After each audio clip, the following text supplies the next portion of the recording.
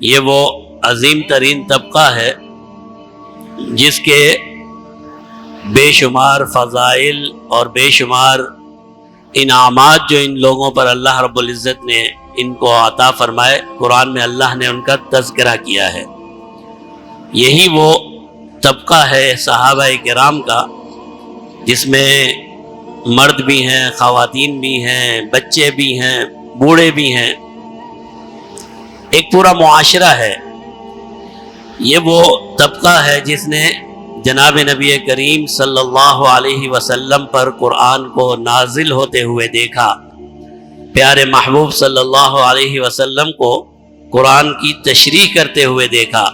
یہ وہ طبقہ ہے جس نے جناب نبی کریم صلی اللہ علیہ وسلم کی مبارک زندگی کا اپنی آنکھوں سے مشاہدہ کیا، اپنی آنکھوں سے دیکھا، اور پھر یہی وہ طبقہ ہے جس نے یہ تمام چیزیں قرآن سمیت،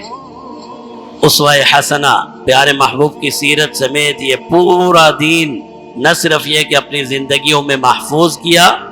بلکہ آنے والی نسلوں تک منتقل کیا۔ تو اس طبقے کا جو احسان ہے اور اس کے جو قربانیاں ہیں اور اس طبقے کے ساتھ اللہ اور اس کے رسول صلی اللہ علیہ وسلم کی جو محبت ہے اور جو اللہ کے انعامات اور احسانات ان لوگوں کو حاصل ہوئے ہیں، بعد میں آنے والے مسلمان کبھی بھی ان انعامات اور ان احسانات کو حاصل نہیں کر پائیں گے۔ یہی وجہ ہے کہ سیدنا عبداللہ بن مسعود رضی اللہ تعالیٰ عنہ کی اس روایت پر ہم نے اسے ختم کیا تھا کہ فرمایا اپنے طلباء کو علم حدیث پڑھایا کرتے تھے، مفسر قرآن ہیں، پیارے محبوب کے ساتھی ہیں، فرماتے ہیں کہ بھئی اگر ہو سکتا ہے کہ تم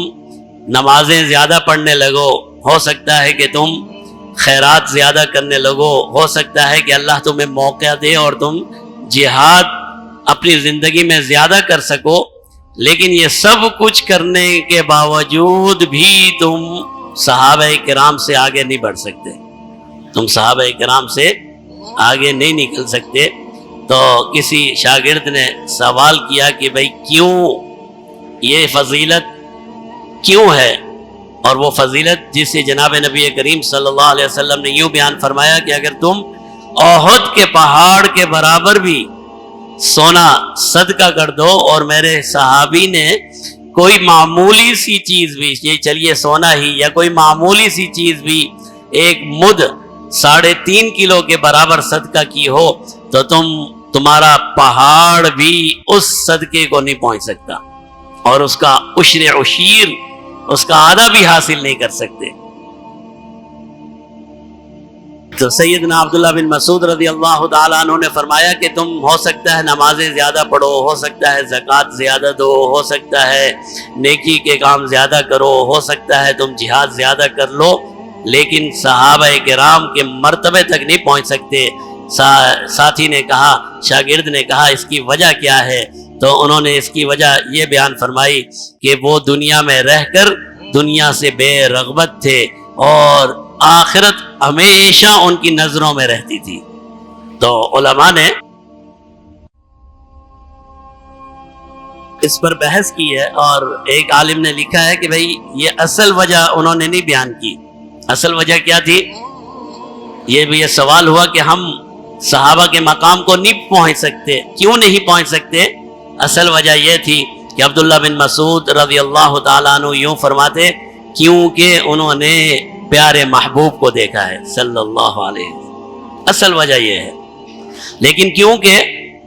پیارے محبوب صلی اللہ علیہ وسلم اس دنیا سے تشریف لے جا چکے تھے، اب صحابی بننا ممکن ہی نہیں تھا۔